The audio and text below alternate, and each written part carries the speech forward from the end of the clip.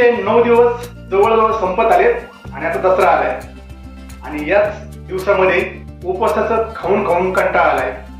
सगळंच खाऊन झाले आणि आता आणलेला बटाटा पण शिल्लक राहिले, खिचडीचं तांदूळ पण शिल्लक राहिले, रताळे पण शिल्लक राहिलेत. पण आता कंटाळा आल्यामुळे काय बनवलं तेच कळत नाहीये.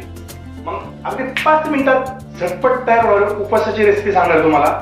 तर नमस्कार, स्वागत आहे तुमचं कस्तुरी किचन मराठीच्या नवीन रेसिपीमध्ये.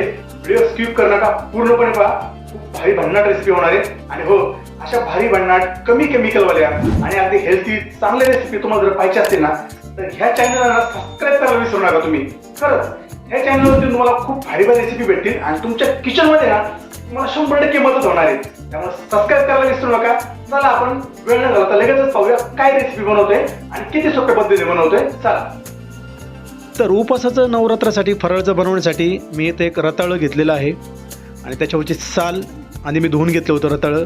त्यानंतर त्याच्यावरली साल मी काढून घेतलेली चाकूच्या साहाय्यानं आणि त्याचे मग पातळ पातळ तुम्हाला हवे त्या प्रमाणामध्ये साधारणतः व्हिडिओमध्ये पाहतो मी अशा प्रकारचे काप करून घ्यायचेत.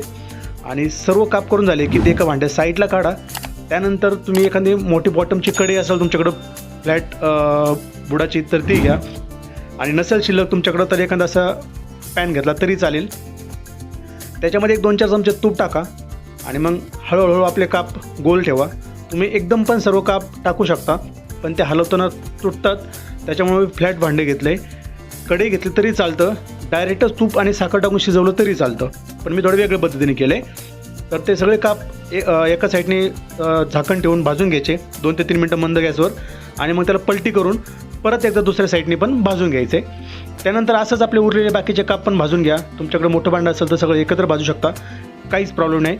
साखर आणि तूप चालतं बरं का मंडळी, एकत्र भाजलं तरीसुद्धा. फक्त साखर थोडी जळली की मग कडू लागतं, म्हणून मी आधी तूप टाकून भाजून घेतलं आहे. नंतर सर्व गोल्डन ब्राऊन भाजून झाली की साईडला काढून घ्या. आता एक मोकळी कढई घ्या, त्याच्यामध्ये आपण फ्राय केलेले सगळं काप टाका आणि वरून थोडंसं तूप आणि थोडेसे 4-5 चमचे साखर टाका तुमच्या आवडीप्रमाणे आणि झाकून त्याला उलटे पालटे करून मस्तपैकी शिजू द्या.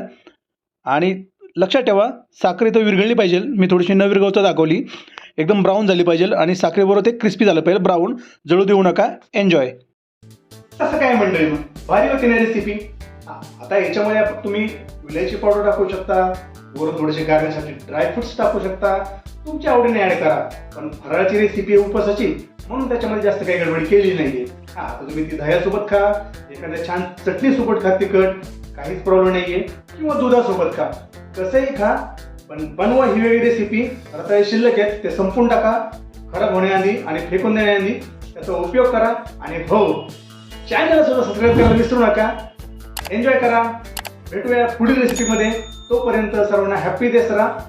जय हिंद.